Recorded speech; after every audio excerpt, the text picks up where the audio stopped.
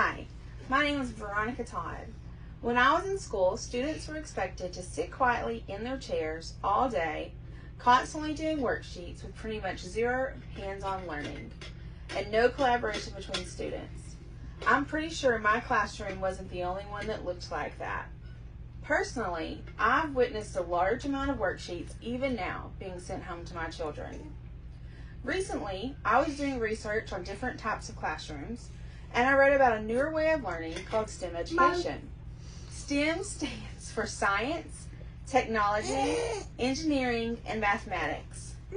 The encyclopedia says that STEM was introduced in 2001 by the scientific administrators of the U.S. National Science Foundation, the NSF. After speaking to many teachers who specialize in this way of education, it seems like a fun new way of learning with much less worksheets and more hands-on learning. Today, I want to tell you what I have learned about STEM education.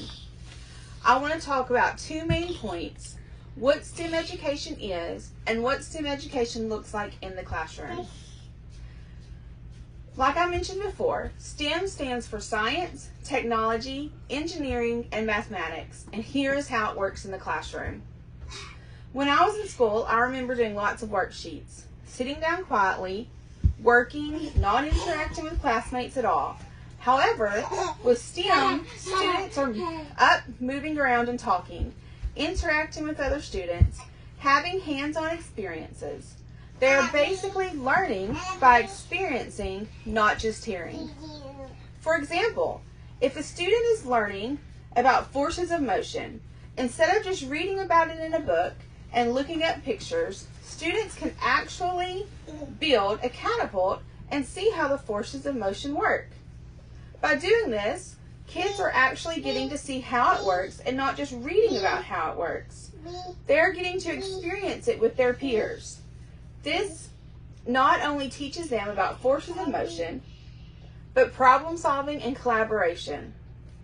I've read where STEM education can be used for subjects other than science, technology, engineering, and mathematics. For example, take the story of the 3 little pigs. Students can read different versions of the story, see all the different ways the pigs built their houses, and work on their comprehension of the books, and take that and research how houses are built. They then will design their own house and see if it withstands the big bad wolf. In this case, the big bad blow dryer. A forgettable lesson quickly becomes a memorable one. From the research I have conducted and observed, STEM classes also look and sound different from traditional classrooms. Traditional classrooms are quiet, with very little movement amongst the students. They are also very teacher-driven. STEM classes are often noisy, with students up moving around, and is driven by student learning, where teachers are just facilitators of the learning. According to Ann Jolie, kids are in the driver's seat.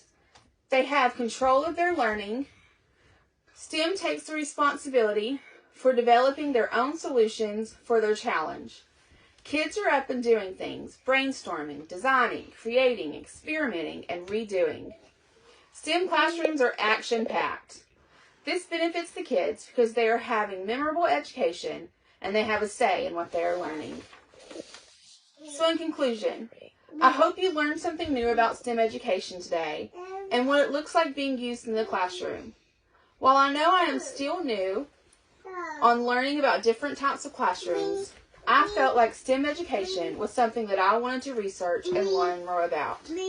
I hope you learned something new, and as W.B. Yeats said, education is not about filling the pail, but starting a fire. Thank you.